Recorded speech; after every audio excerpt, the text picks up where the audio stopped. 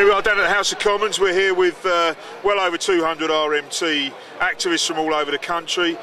Today's protest is in support of John McDonnell and his bill, which is trying to tidy up the legislation to stop employers from using frivolous attempts to rule out democratic union ballots. We're joined by Pat Sikorsky, Assistant General Secretary. Pat, good turnout today from the RMT? Yeah, very good, Jeff. There's many other unions here as well, the PCS, ASC, the NEF, Unison, Unite, I think.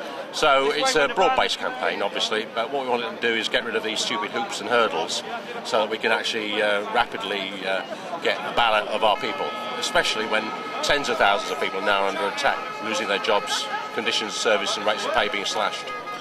We've had some experience of that with some of our subcontractors on London Underground, haven't we, in the past? I mean, we've had things ruled out on the most frivolous of grounds. Absolutely, yes. I mean, it's impossible practically to get a fully accurate list of people that you have to get now, known as the matrix.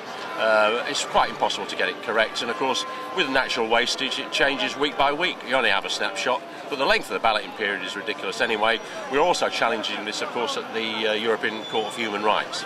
Increasingly employers use minor technicalities, in minor errors in balloting procedures in order to override the democratic wishes of members. We've got a case where 14 people were in the bargaining unit, 14 people voted yes.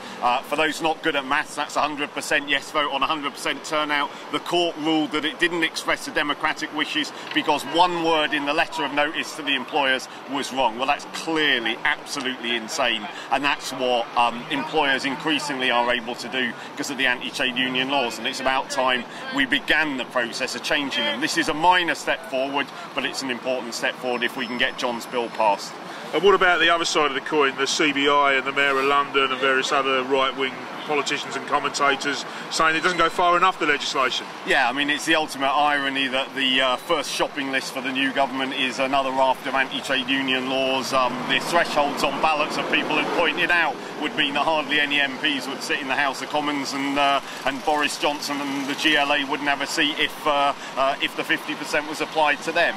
Clearly it's a one law for them and one law for trade unions, and all we're asking for is a level playing field.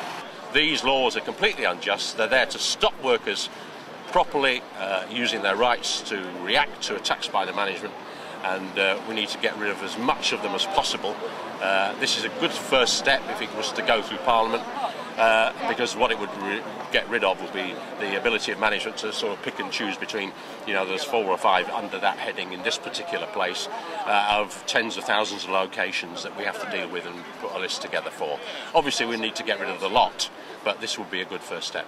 Do you think it's telling, Pat, that at a time when there's going to be a whole load more cuts coming down the chute, that the employers' side are now trying to tighten the legislation even more? Is that about trying to choke off resistance from the workers under attack? Well, I'm sure that's the case, and unfortunately we've got an alliance between both the Tories and Labour and Liberal in the House of Commons over there on this matter, because the Labour Party were in power for 13 years and could have done something about it, but they didn't. And there's a unity amongst bosses and all the people in Parliament at the moment that we must be prevented from reacting to these massive cuts.